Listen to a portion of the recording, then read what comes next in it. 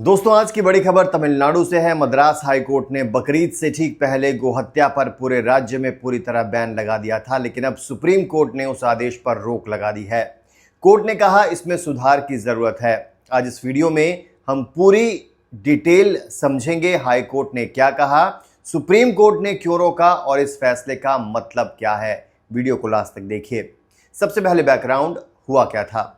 27 मई 2026 को बकरीद से एक दिन पहले मद्रास हाईकोर्ट की बेंच जस्टिस जी.आर. स्वामीनाथन और जस्टिस वी. लक्ष्मी नारायण ने एक पीआईएल पर सुनवाई की। ये पीआईएल हिंदू मक्कल काची के महासचिव के सूर्य प्रशांत ने दायर की थी। मूल मांग थी सार्वजनिक जगहों पर गोहत्या ना हो, सिर्फ तय स्लॉटर हाउस में हो। लेकिन हाईकोर्ट ने फैसला सुनाते हुए बड़ा कदम उठाया। कोर्ट ने राज्य सरकार को निर्देश दिया कि पूरे तमिलनाडु में कहीं भी गाय या बछड़े की हत्या ना हो, न बकरीद पर न किसी और दिन।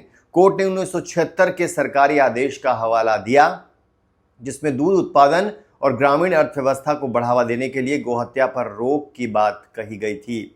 अब हाईकोर्ट का बड़ा बयान क्या था। हाईकोर्ट ने बहुत महत्वपूर्ण टिप्पणी की। जस्टिस स्वामीनाथन ने कहा कि इस्लाम में गाय की कुर्बानी जरूरी प्रथा नहीं है। सुप्रीम कोर्ट के पुराने फैसलों का हवाला देते हुए कोर्ट ने कहा बकरीद पर गाय की कुर्बानी मुसलमानों के लिए अनिवार्य धार्मिक कर्तव्य नहीं है। कोर्ट ने आर्टिकल 48 का भी जिक्र किया जिसमें संविधान राज्य को गायों और बछड़ों की रक्षा करने का निर्देश देता है। यह आदेश पूरे राज्य में लागू करने के लिए मुख्य सचिव और डीजीपी को निर्देश दिए गए।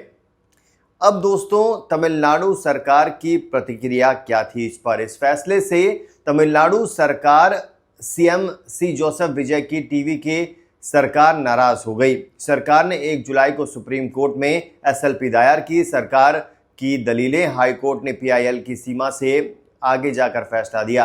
तमिलनाडु एनिमल प्रिजर्वेशन एक्ट 1958 के अनुसार 10 साल से ऊपर की गायें जो काम या प्रजनन के अयोग्य हैं प्रमाण पत्र लेकर वैध रूप से काटी जा सकती हैं।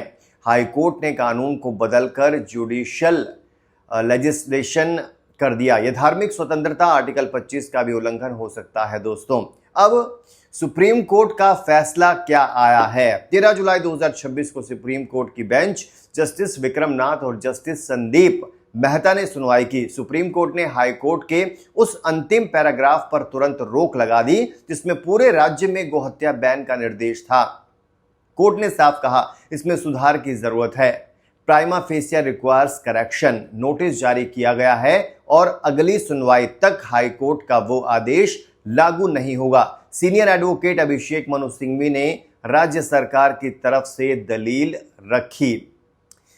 दोस्तों इसका मतलब क्या है अब आपको समझाते हैं। इस फैसले का मतलब फिलहाल तमिलनाडु में गोहत्या पर पूर्ण बैन नहीं लगेगा। 1958 का राज्य कानून लागू रहेगा जिसमें कुछ शर्तों के साथ सीमित अनुमति है। ये राजनीतिक रूप से भी महत्वपूर्ण है क्योंकि तमिलनाडु में सांप्रदायिक संवेदनशील मुद्दा है। सुप्रीम कोर्ट अब पूरी याचिका पर विस्तार से सुनवाई करेगा। तो दोस्तों ये था आज का पूरा अपडेट। सुप्रीम कोर्ट ने कानून और संतुलन बनाए रखते हुए हाई कोर्ट के आदेश पर ब्रेक लगाया। आपकी क्या राय है, गोहत्या पर पूर्ण बैन होना चाहिए या राज्य कानून के अनुसार नियंत्रित? कमेंट में जरूर बताएं।